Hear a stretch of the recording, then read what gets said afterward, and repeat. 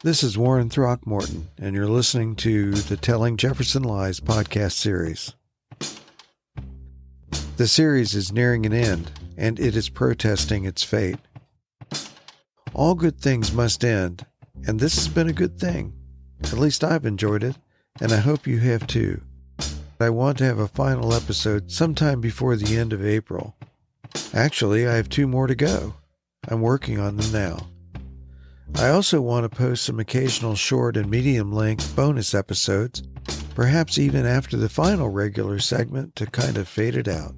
In line with the current plan, I'm excited to post this short bonus episode featuring Randall Balmer.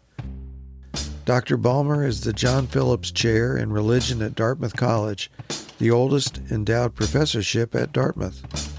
Balmer is a prize-winning historian and Emmy Award nominee who has spoken at numerous colleges and universities, including where I met him, Grove City College. Balmer is regularly asked to comment on religion in American life, and he has appeared frequently on network television, on NPR, and on both the Colbert Report and Daily Show with Jon Stewart, and now Telling Jefferson Lies. He has been an expert witness in several First Amendment cases, including Glassroth versus Moore, the so-called Alabama Ten Commandments case. Balmer has published more than a dozen books, including Redeemer, The Life of Jimmy Carter, God in the White House, How Faith Shaped the Presidency from John F. Kennedy to George W. Bush, and Bad Faith, Race and the Rise of the Religious Right. His second book, Mine Eyes Have Seen the Glory, A Journey into the Evangelical Subculture in America, now in its 5th edition, was made into an award-winning 3-part documentary for PBS. Much of my interview with Dr. Balmer is included in the final 3 episodes. In this short segment, Dr. Balmer provides a short summary of why he doesn't see the United States as a Christian nation.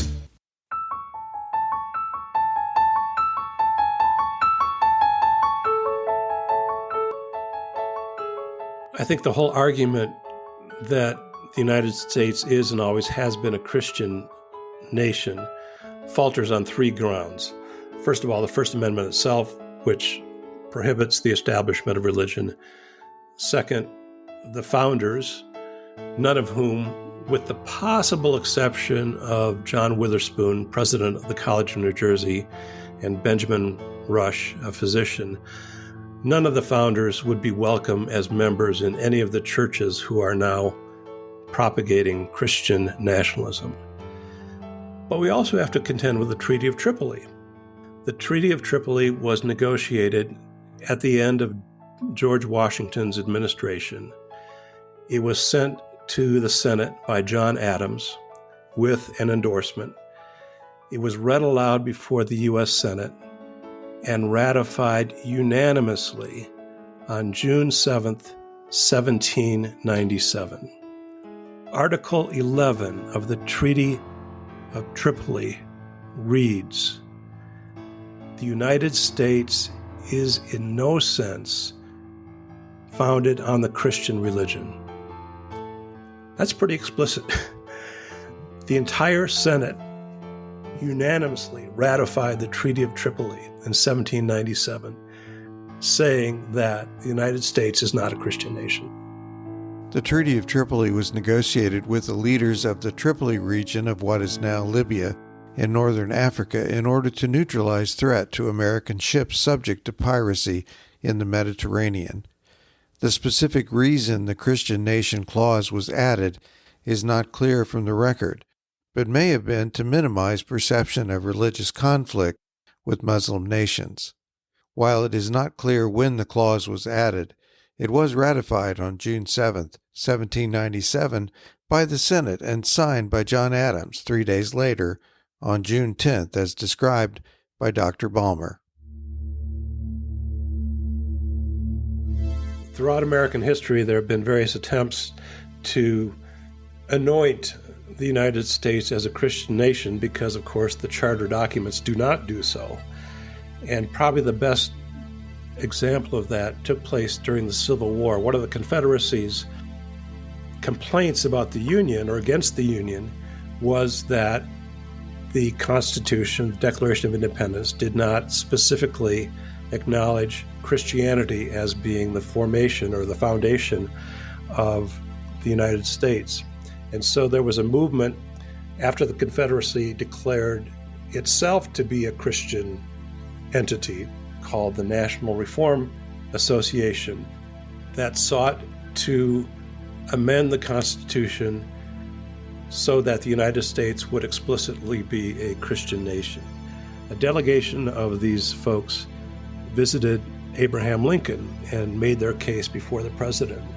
And Lincoln, in his wisdom, temporized. He said, in effect, well, let me think about this.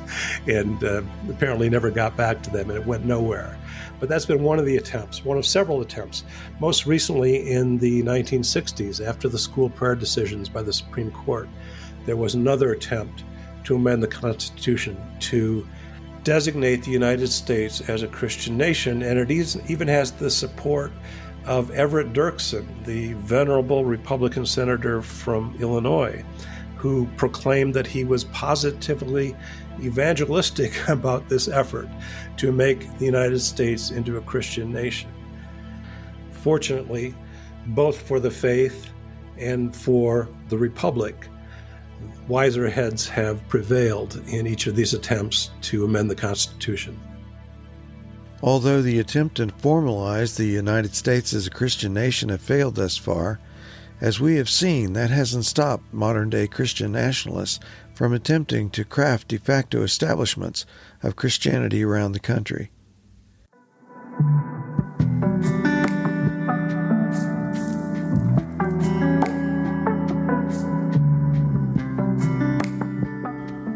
I want to thank Randall Balmer for appearing on Telling Jefferson Lies. Stay tuned for more bonus episodes and for the final 2 regular episodes on losing our religion and what's good about the separation of church and state. Now enjoy some music by Lo-Fi Hymnal, Ain't No Grave.